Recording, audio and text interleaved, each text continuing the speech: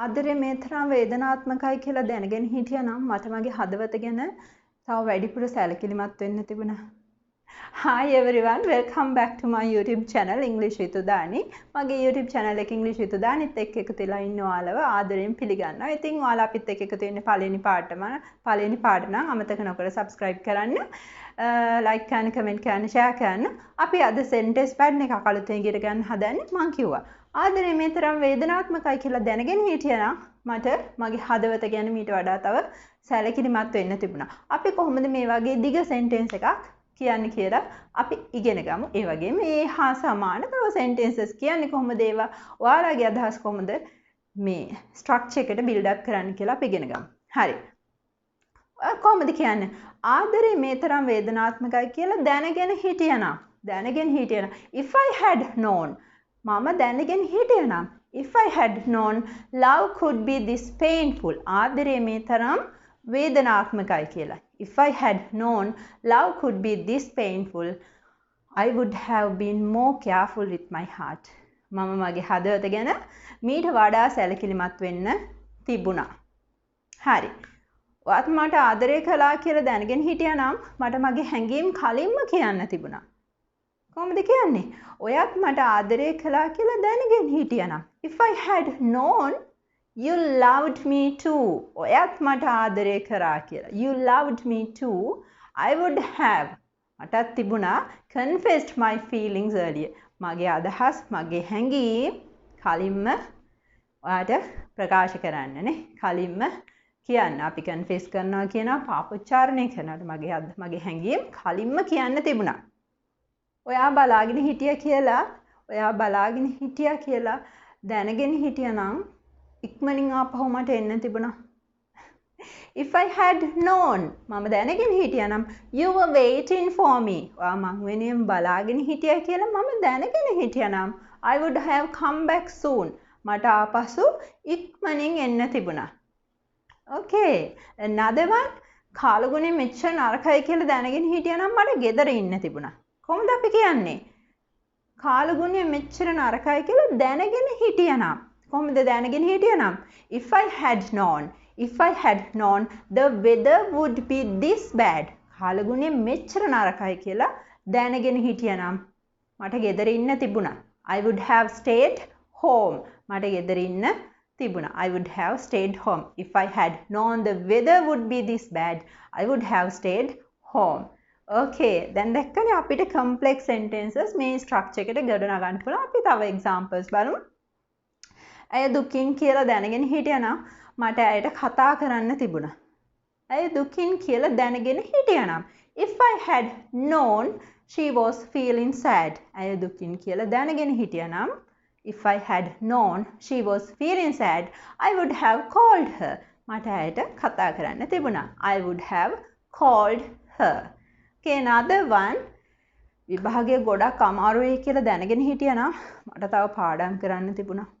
කොහොමද කියන්නේ? If I had known the exam was so hard. If I had known the exam was so hard. exam එක මෙච්චර අමාරුයි කියලා දැනගෙන හිටියනම් I would have studied more. exam එක මෙච්චර අමාරුයි කියලා මම දැනගෙන හිටියනම් මට මීට වඩා පාඩම් කරන්න තිබුණා. අවන්හල වහලා කියලා දැනගෙන තිබුණා නම් මට වෙන තැනක් තෝරන්න තිබුණා.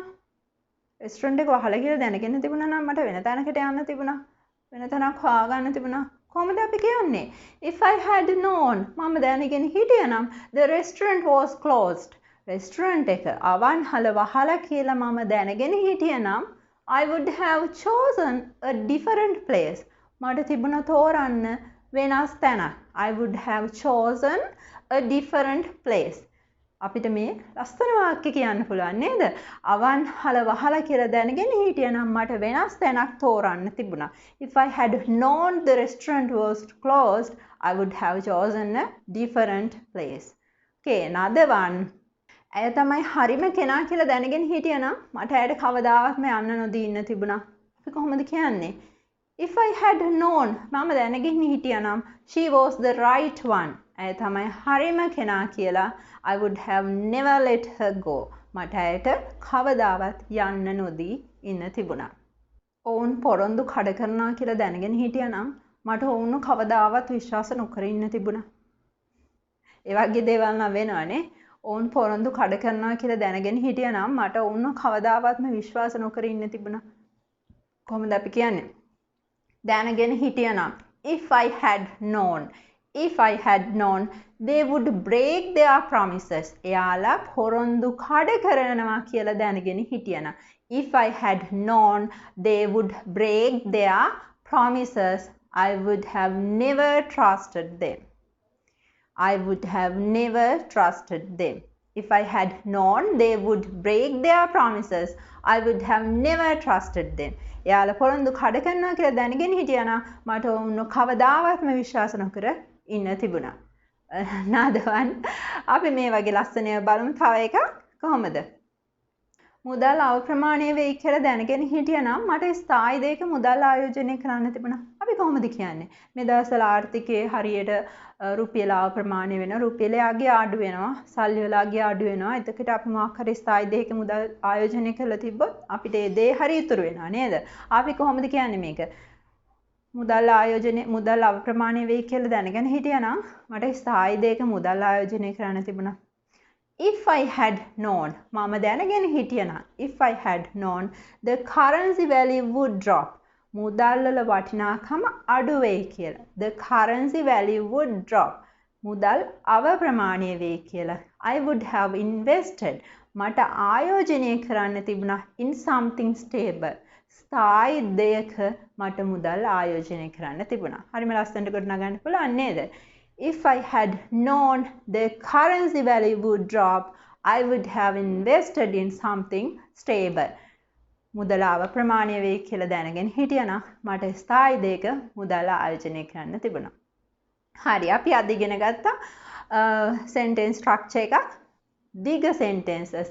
දිග වාක්‍ය සංකීර්ණ වාක්‍ය අපිට හරිම සරලව කඩන මේ structure එකට දාලා කතා කරන්න පුළුවන්. එතකොට මේවා conversational English conversation වලදී ඔයාලා නිතර මේ වගේ දේවල් තියෙනවා. ඔය මට මම හරියට පාඩම් මම විභාගෙ මෙච්චර අමාරුයි කියලා හිතුවා නම් පාඩම් කරන්න තිබුණා. ඒ වගේ දේවල් අපි නිතරම කියනවානේ. ඉතින් ඒ වගේ දේවල් ඔයාලට මේ sentence structure එක පාවිච්චි කරලා කතා කරන්න පුළුවන්.